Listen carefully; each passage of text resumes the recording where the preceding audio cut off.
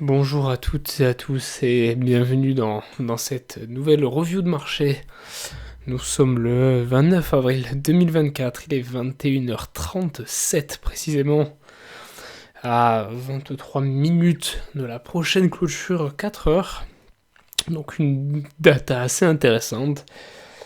Alors on va évoquer plusieurs choses. Il y a eu des choses très intéressantes sur BTC, un plutôt bon call de ma part, une bonne réflexion mise en avant sur le Twitter de la chaîne, que vous retrouverez en description bien sûr.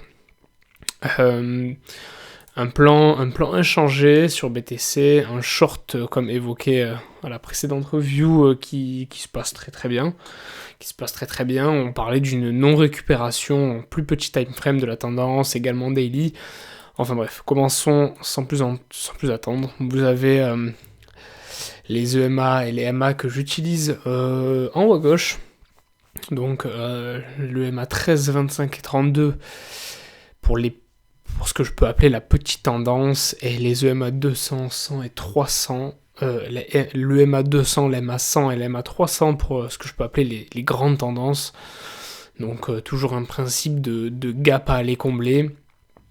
Alors c'est parti, on va commencer sur des grosses UT pour BTC. BTC sur de la grosse unité temps, rien de bien inchangé. Un retest plutôt deep de l'ancien ATH, tout en se permettant même de conserver jusqu'à preuve du contraire la tendance ici, vous voyez, donc des retests qui peuvent s'apparenter à ici, des retests qu'on peut même voir dans des précédentes phases de marché, hein, tout bêtement. Regardez, ici après un énorme reclaim et retest, on peut avoir des retests assez deep ici. Voilà, c'est des choses qui se passent, rien de bien inquiétant jusqu'à preuve du contraire. Quelque chose de grandement inquiétant serait de perdre l'entièreté des petites tendances, donc du 51 000, enfin bref, on est en grosse unité temps. Je m'en sers pour confirmer des billets, pour confirmer la tendance de fond, en fait, tout simplement, mais pas pour prendre de décisions majeures dans mes trades. Sur du 3 heures, c'est comme la dernière fois, on n'a toujours pas cassé les petites tendances, donc c'est super. Un magnifique retest ici, voilà, on peut s'apparenter à ce genre de situation que la dernière fois. Voilà, l'essentiel, comme pour du weekly, de ne pas perdre ici. C'est vraiment l'endroit, ne pas forcément perdre. Hop, si je peux éviter de changer d'unité temps. Voilà, c'est l'endroit à ne pas perdre, les 60 000, jusqu'à preuve du contraire, on en est loin. Passons directement sans plus attendre, je pense que vous commencez un peu à comprendre. Alors là, ça va commencer à être intéressant. Et nous en sommes potentiellement dans 4 heures la prochaine clôture daily. Ça serait potentiellement le 5e jour en dessous des petites tendances. Donc les tendances d'ici, donc on cherche toujours à chercher à combler ce gap, ou à attendre tout bêtement un reclaim de la tendance, un potentiel retest et une continuation, jusqu'à preuve du contraire, comme évoqué dans les dernières reviews. Je suis positionné en short, et on peut approfondir ce short en 4 heures. La meilleure unité de temps pour moi pour prendre des décisions dans mes swings. On peut appeler ça des swings parce que je monitore mes positions, je prends avec des moves majeurs et je monitore, j'ajoute à ma position, je réduis ma position quand il est nécessaire. Ce qu'on a très intéressant, je rappelle, le short, on met une grande perte de tendance ici en 4 heures, donc 4 heures c'est quand même assez fiable en termes d'unité de temps, on ne parle pas de 15 minutes ni d'une heure. Le short a été pris suite à ce retest par le bas des tendances, avec comme invalidation une clôture au-dessus qui pouvait potentiellement nous faire récupérer la tendance. Sur ce retest, je n'ai pas augmenté la position, donc j'ai profité de toute la descente. Sur ce retest, c'est ce que j'évoquais sur le Twitter, comme j'ai dit que le X, qui se retrouvera tout simplement dans la description, j'ai évoqué augmenter la size de mon short ici, et donc ça se passe encore merveilleusement bien, parce que c'était un énième retest par le bas. Alors on aurait aussi pu ajouter à ce genre d'emplacement. Également ici, jusqu'à preuve du contraire, dans 18 minutes, on clôturera une énième fois en dessous de la tendance, ce qui fait à présent Un move global qui a pu se prendre un quasiment moins 5% et qui à l'heure actuelle est à moins 3,3%. Donc c'est carrément intéressant. L'invalidation est toujours la même. L'invalidation se trouve à la récupération de la dernière des petites tendances. Donc là, at the moment, à 63 560, allez, à 63 600, qui pourrait nous faire chercher à combler les gaps supérieurs. Tout simplement, c'est toujours le même principe. Mais donc, dans une optique où dans le daily, on cherchait... ça, c'est le 3 jours. Dans le daily, où on cherchait à combler overall ce gap, jusqu'à preuve du contraire de récupérer cette tendance, bah, ça nous arrange que le 4 heures continue d'être plutôt moche comme ça. Plutôt moche si on doit se positionner en tant que boule, bien sûr, mais dans une optique où on est bear, bah, c'est clairement parfait. Pas grand chose de plus à dire. On peut même descendre dans du 1 heure. On peut voir que le BTC a pas mal bégayé une fois les tendances perdues. Il y a eu des gros rejets ici, une tentative de reclaim, mais une fois sur les grosses tendances, donc la MA300 et le MA200, ça a été compliqué. Un énième rejet ici, une grande perte, et une fois de plus, on bégaye un peu ici. Mais bon, pas forcément besoin de descendre en unité de temps, on essaie à essayer de scalper ou de s'aventurer dans des choses un peu trop étranges. Le 4 heures suffit amplement jusqu'à preuve du contraire. Voilà. Donc, dans l'immédiat, toujours une target à aller combler cette MA100 avec ce short, comme je l'ai dit, jusqu'à preuve du contraire, où cette tendance est récupérée en 4 heures. Si les 63 500 sont récupérés en 4 heures, on va clairement chercher à couper ce short qui sera clairement positif. Ensuite, qu'est-ce que on peut peut-être aborder? Voilà, je faisais également écho dans la précédente vidéo, il me semble. Oui, voilà, c'était un vendredi.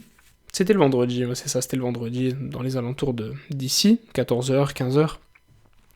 J'évoquais le fait que la paire ETH-BTC regagnait en force. Alors hop, je vais masquer les dessins. Je faisais remarquer que la paire ETH-BTC regagnait très largement en force ici, avec les reclaims des petites tendances, et d'une grande tendance, la MA100, donc on pouvait aller chercher à combler les gaps suivants. Et bizarrement, et donc je disais que dans ces moments, il n'était pas forcément intéressant de short ETH. Alors que oui, on pourrait se dire a priori, si je veux short BTC, l'ETH c'est une alt, elle va s'écraser, tout bêtement. Mais jusqu'à preuve du contraire, non. C'est vraiment là pour le coup, j'ai mentionné ce début de reclaim, ces reclaims de tendance. Donc qui pouvait évoquer potentiellement un regain d'intérêt pour ETH, et qu'est-ce qui s'est passé? Il s'est passé que ETH nous a print une belle bougie, honnêtement. À partir du moment où j'en parle, et je disais qu'il était plus intéressant de short BTC, tout bêtement on a un BTC qui continue de plonger, un ETH qui a print un 8% en très peu de temps, en 2 jours. Donc voilà, une fois de plus, c'était pas du tout évident de short ETH ici. Je suis bien content de m'en être resté éloigné. Alors oui, forcément, là, dans l'immédiat, il souffre plus que BTC. Parce que dans ce moment, on avait un ETH dans le largement vert en 24 heures par rapport à BTC. Mais je sais plus vraiment où je voulais en venir. Mais bon, voilà. On a ETH qui a complètement tracé les tendances. On est actuellement en cours de retest. Alors voilà, donc pour l'instant ça reste assez propre, même plongeons-nous sur du daily. On a magnifiquement bien reclaim les petites tendances. L'essentiel est de ne pas perdre celle-ci, et si on ne perd pas ces petites tendances qui sont en train de cross, qui plus est, à la hausse, on peut clairement observer une surperformance de TH, je pense, sans aucun doute dans l'optique où on ne perd pas ces tendances sur des plus grandes unités de temps. Un début de reclaim de petites tendances, donc pas spécialement de conséquences majeures. En weekly, on a magnifiquement bien rebondi sur la plus grosse MA, donc la plus grosse tendance, la MA 300. Voilà, donc jusqu'à preuve du contraire, un regain de force de TH.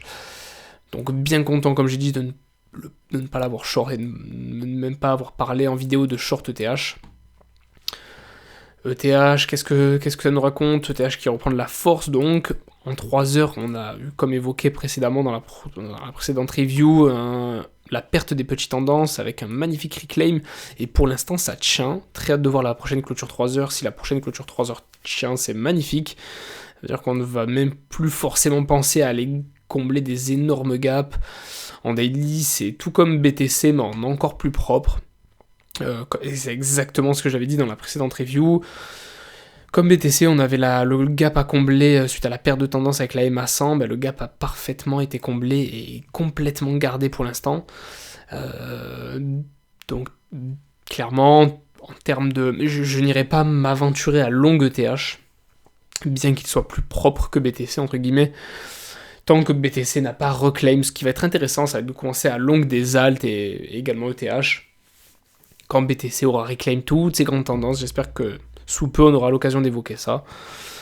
Et voilà, en 4 heures, au-dessus de... Bon, en 4 heures évidemment, l'essentiel est de ne pas perdre cette dernière tendance.